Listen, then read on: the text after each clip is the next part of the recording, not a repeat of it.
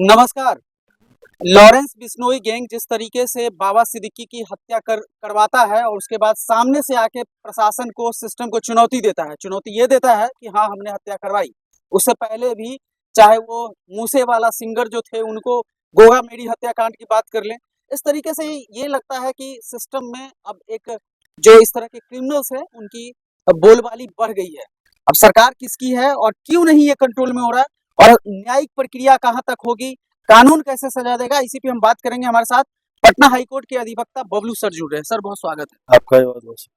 Sir. एक बात बताइए कि अब इस तरीके से चुनौती देगा एक जेल में बंद अपराधी? सर देखिए, जेल में बंद अपराधी अगर चुनौती दे रहा है तो आप सीधा सा समझ लीजिए कि उसके पीछे कोई ना कोई सपोर्ट है। आप समझ लीजिए कि एक जो व्यक्ति है, एक जो गुंडा है, उसका एक जो गैंग है, वो एक कॉमन मैन नहीं। देखिए, सबकी जिंदगी बराबर होती है, ठीक है ना।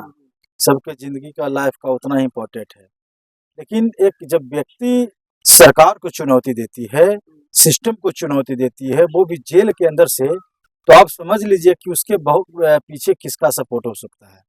और मैं ये दावे के साथ कह सकता हूँ कि उसके पीछे जो है कि गवर्नमेंट हो, या बहुत बड़े पॉलिटिशियंस हैं, या बहुत बड़े बिजनेसमैन जो हैं, या बहुत बड़े अंडरवर्ल्ड के जो लोग हैं, उनका सपोर्ट जो है बिल्कुल कन्फर्म है। कहाँ गया सर कानून? आप बोलते हैं कि सुप्रीम कोर्ट है, न्याय हाई कोर्ट है, सेशन कोर्ट है, जिला सत्र है, ये सब कहाँ बैठा हुआ? क्यों नहीं इस पे स्वतः संज्ञान लिया जा रहा है? देखिए, बिल्कुल देखिए, जब चूंकि हाई कोर्ट और सुप्रीम कोर्ट के पास सेल्फ को लेने का, संज्ञान लेने का, कॉग्निजेंस लेने का पावर है कि वो चाहे तो मामले को अपनी तरह से देख सकते हैं।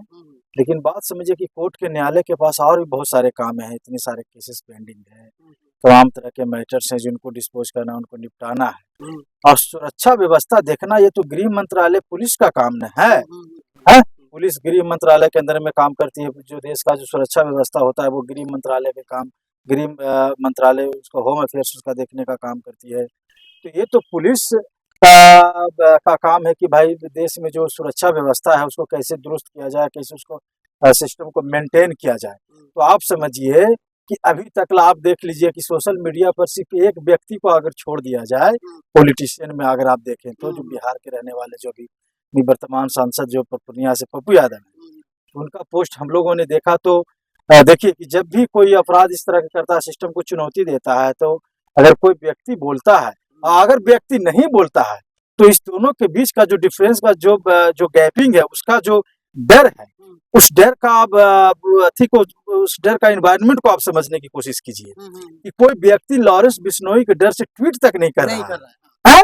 तो कितनी बड़ी ये डर है, कितनी बड़ा एक थ्रेट है।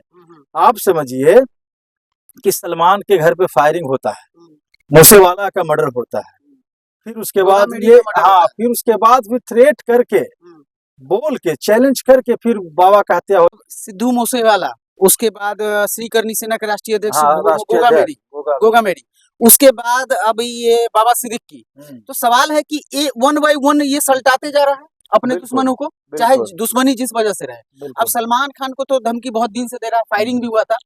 और उसके बाद अभी एक नाम आ रहा है कि एक कॉमेडियन है, उनको मारने की बात है। मुनव्वर फारूक का लोग अंदाजा लगा रहे हैं, चूंकि हिंदू देवी देवताओं पे तंज कसते थे मुनव्वर फारूक के, तो वो लोग अंदाजा लगा रहे हैं। लेकिन सवाल ये है कि सर, एक अंदर में बंद अपराधी, मतलब जो ये बिश्नोई समाज से आता है, उससे लोग इतना डरा हुआ है कि कोई कुछ नहीं बोलता है। सर देखिए, वही तो बात है कि जब करनी सेना के राष्ट्रीय अध्यक्ष का हत्या हुआ था, तो सारे करनी सेना ने बवाल मचाया, और आज कोई बोलने के लिए तैयार नहीं है। और सबसे बड़ा तो दुख ये होता है कि बहुत से जो लोग हैं कि लॉरेंस बिश्नोई के सोशल मीडिया पर सपोर्ट कर रहे हैं, हिंदू मुसलमान कर रहे हैं, हिंदू के, लेकिन उनको समझ नहीं आ रहा है कि जो व्यक्ति, जो अपराधी होता है, वो किसी भी धर्म के लिए वो ठीक नहीं होता है। वो सब के लिए वो खतरा है, वो देश के सुरक्षा व्यवस्था के लिए खतरा है, देश की संप्रभुता के लिए खतरा है। इतने बड़े बड़े लोग का, जिसका वाई प्लस सिक्योरिटी है, Z+ सिक्योरिटी है, उसको तो टपका दिया जा रहा है, उसको गोली मार दिया जा रहा है। तो और आप और हम जो कॉमन मैन है, उसका क्या हाल होगा? तो ये तो सरकार को, पहली बात तो है कि सरकार को तो इस मामले पे इस्तीफा दे देना चाहिए। बिल्कुल, गृह मंत्री को, अमित शाह को इस्तीफा दे देना चाहिए। है भाई, आप देश में क्या हो रहा है भाई? आप क्या चलवा रहे हैं? आपकी सरकार है, पूरे देश में आपकी सरकार है, सेंट्रल में आपकी गवर्नमेंट है, महाराष्ट्र में अलायंस के साथ आप हैं, और ये जिम्मेदारी आप लीजिए और आपको तो इस्तीफा देना चाहिए कि देश में इस तरह का डर का माहौल है? लेकिन अभी तक कोई ट्वीट नहीं किया गया है। और जबकि पुलिस ने जब एक्शन लिया है तो होम मिनिस्ट्री ने उसके रास्ते में अड़ंगा लगा दिया है। गुजरात में बंद है तो बिल्कुल तो एक्शन तो लेना चाहिए भाई, बिल्कुल। जितने भी उनके जो गैंग है उस सभी सारे गैंग पर उसको एनएसए लगाने की जरूरत है और सबको एकदम तुरंत विदिन सेकंड में उसको विदिन मिनट में उसको ठूस देने की जरूरत है जेल में। आप लोग तो केस लड़ते हैं, बड़े बड़े क्रिमिनल को भी आप लोग बचाते हैं, लड़ते हैं, ये आपका पेशा है। चूंकि कानून तो मतलब इस पे काम करता है, साक्ष्य पे काम करता है, ठीक है सर।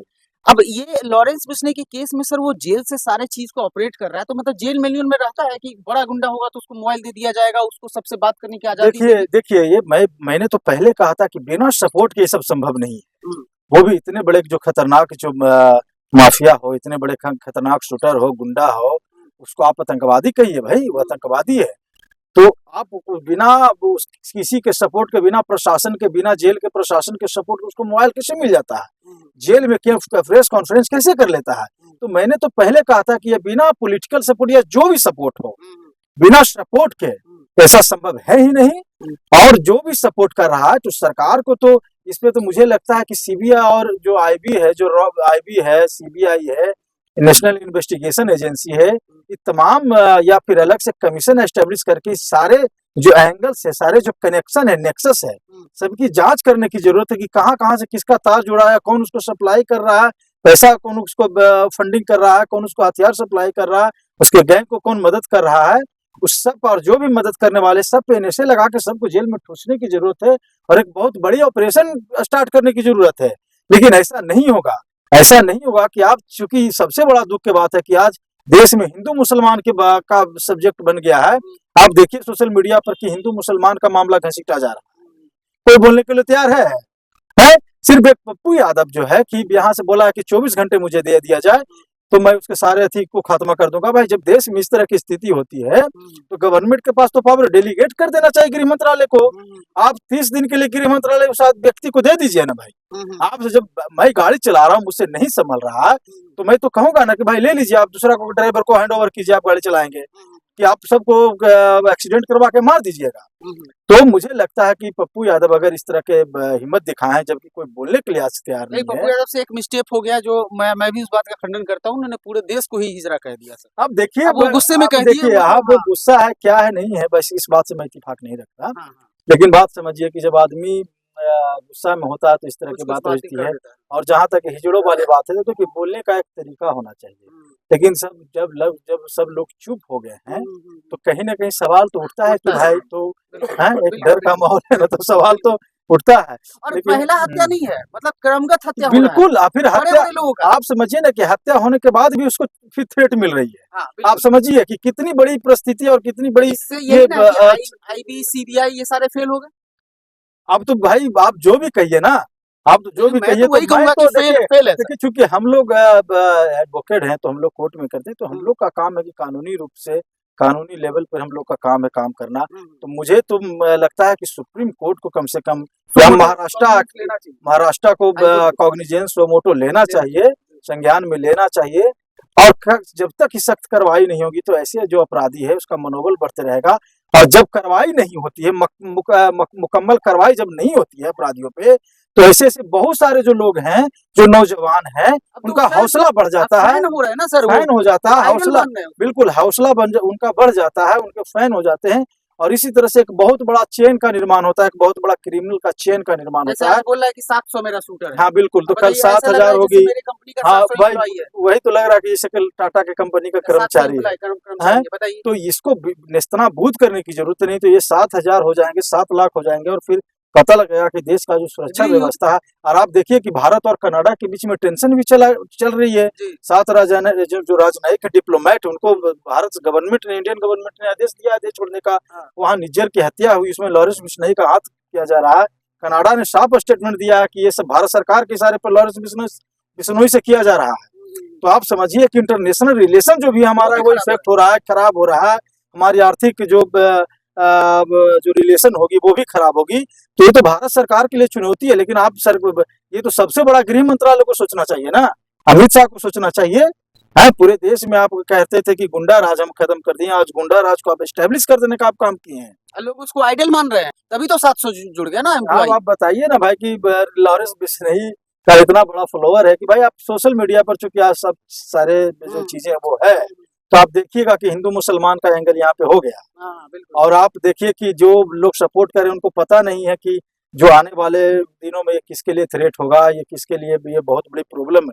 बहुत बड़ी प्रॉब्लम तो हो चुकी है, लेकिन आने वाले दिनों में ये एक बहुत बड़ा रूप ले लेगा, तब अब ना आप बचिएगा ना हम बचेंगे, कोई नहीं बचेगा। बात रही कि जो भी कानून तो रहेगा उसके साथ मैं तो कदापि नहीं, देश का कानून भी कदापि नहीं रहेगा। फिलहाल आप अपने विचार हमारे साथ साझा कीजिए।